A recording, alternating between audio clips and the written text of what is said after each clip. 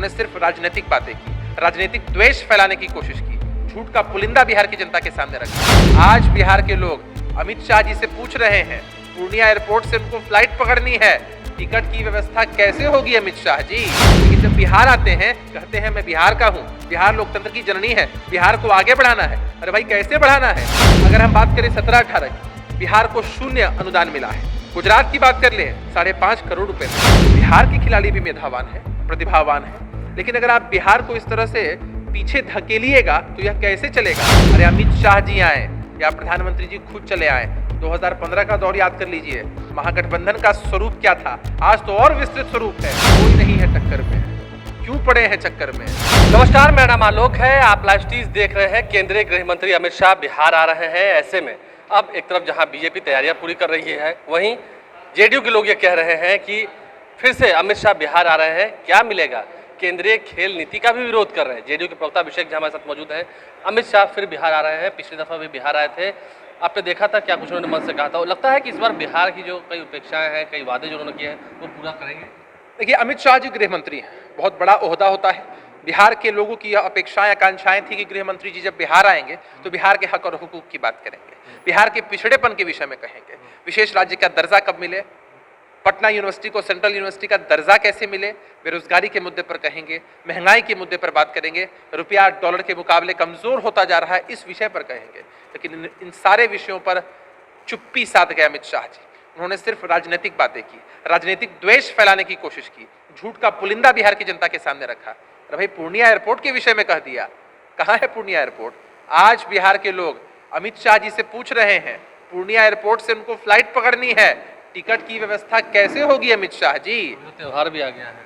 वही कह रहा हूं ना कि बिहार के लोग जो पूर्णिया या उस इलाके से ताल्लुक रखते हैं, वो त्योहार में अपने घर आना चाहते हैं, वो टिकट चाहते हैं।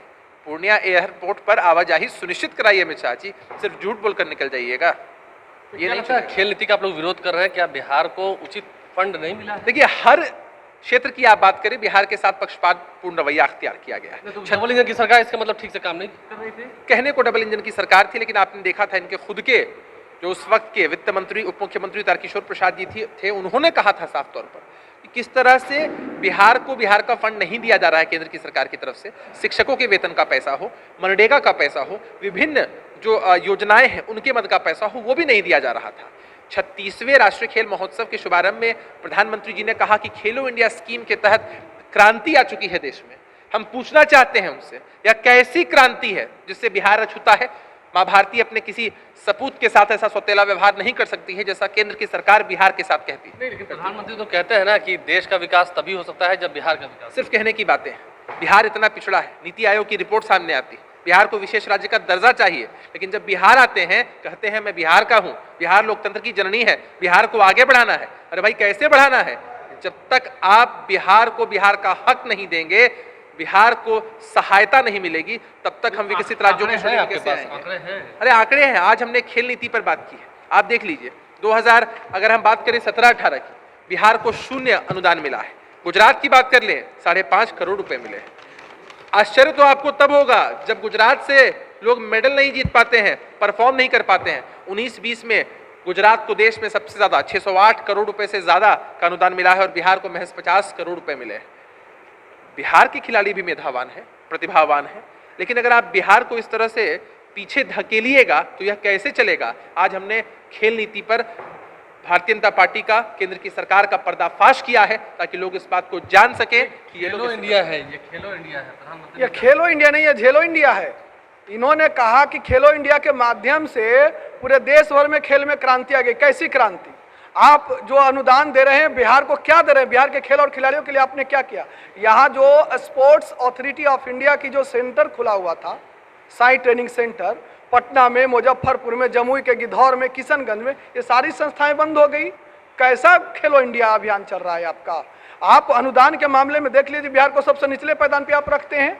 तो इसकी कड़ी निंदा करता हूं और यह मांग करता हूं कि आप सौतेलापन व्यवहार नहीं करिए, नहीं तो हम लोग खिलाड़ियों के बीच में, छात्रों के बीच में, नौजवानों के बीच में आपकी ये दोहरी नीति का पर्दाफाश करेंगे। 11 अक्टूबर को आ रहे हैं छपरा, लोकनायक जयप्रकाश नारायण की जयंती है। लोकनायक जयप्रकाश नारायण जी के अनुयायी के रूप में नीतीश कुमार जी ने बिहार को इतने वर्षों तक संभाला है और हम लोगों में इतनी क्षमता है कि जुमलेबाज और झूठ बोलने वाले नेताओं का पर्दाफाश हम लगातार करते रहेंगे।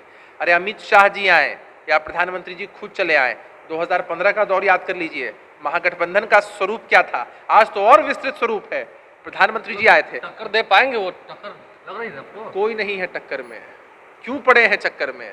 प्रधानमंत्री जी 42 आम सभाएं करते हैं 2015 में, महज 53 सीटें जीतते हैं। क्या दर्शाता है? कोई मोदी फैक्टर बिहार में नहीं है। बिहार की जनता इनकी सच्चाई को समझ चुकी है, 24-25 में काम नहीं करने वाला कुछ। किसी कीमत पर नहीं। बिहार के लोग इनकी सच्चाई को समझ चुके हैं और जिस तरह से भाजपा को बिहार से भगाकर देश में एक कड़ा संदेश गया है, आने वाले समय में आलोक जी आप देखिएगा पूरे देश में इनका यही हश्र होगा। 14 वाले 24 में नहीं आने वाले, यह सुनिश्चित होगा। हमारे वो तो कह रहे हैं नेता, कि कोई विकल्प ही नहीं है।